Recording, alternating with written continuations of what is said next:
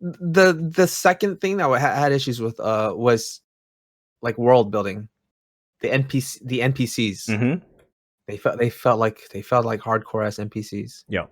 Like you guys aren't real, are you? This dog, why is he crying? He's laughing. Oh, this dog. And you walk back.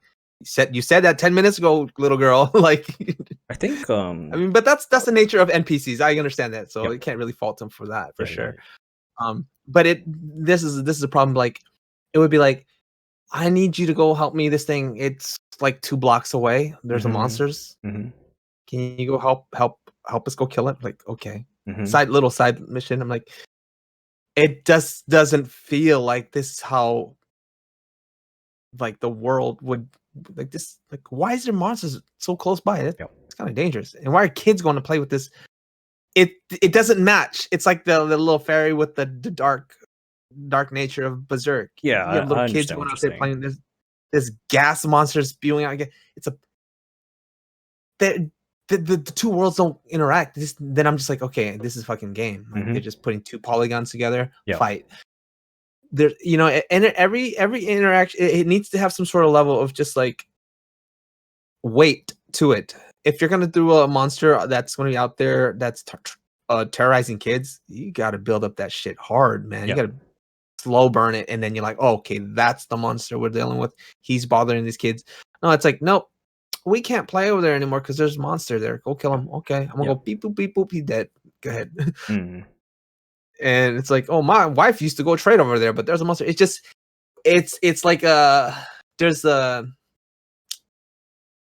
disconnect between worlds. It feels like busy work. Is that what you're trying to say? It's just not plausible. That's all. It needs some sort of level of plausibility. Yeah, it's just not plausible. This shit can't happen. Like, this shit can happen. These 2 things can happen in this world, but you got to make it work. It just felt like a side quest, not like it, you know what I mean? Like, I'm not immersed in this world.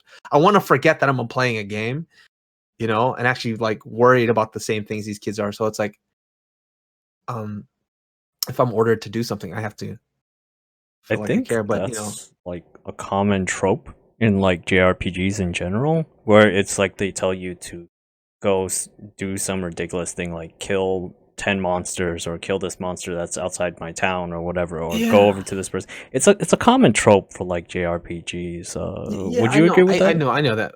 That's kind of interesting, right? Because if you basically, they don't actually behave like a world full of monsters, and yet no Final Fantasy has ever really explained what the hell are these dangerous creatures running around. Like, so you cut off a little bit. Can you say it again? Sorry. Can you guys hear me? Yes. Yeah. Is it me? Jet, you're cutting out like a little bit. Matt, can you give me a test 1, 2, 3 real quick? I can hear you perfectly, Anthony. One more time, please. Test 1, 2, 3, 4. Jet, can you do the same thing? Test 1, 2, 3, 4. You guys sound okay now. Okay, just try to avoid talking over to each other. I think what I'm gonna do is I'm gonna be like, I'm gonna direct towards Matt, and then when I think Matt is done, I'm gonna direct towards Jet by calling out your guys' names. Okay. Okay. Matt, go ahead. No, I was just saying, like, for most JRPGs, they don't really explain where the monsters come from or what they do. They just sort of exist in the world. Although, to be 100% fair, how human beings behave is that if we perceive anything remotely dangerous in terms of nature around us, we tend to eliminate it fairly quickly. Yeah. Like, we even take out big animals near our towns. Like, but it's also just, they have to give you something to do with in terms of combat, because they can't have you making delivery quests left and right.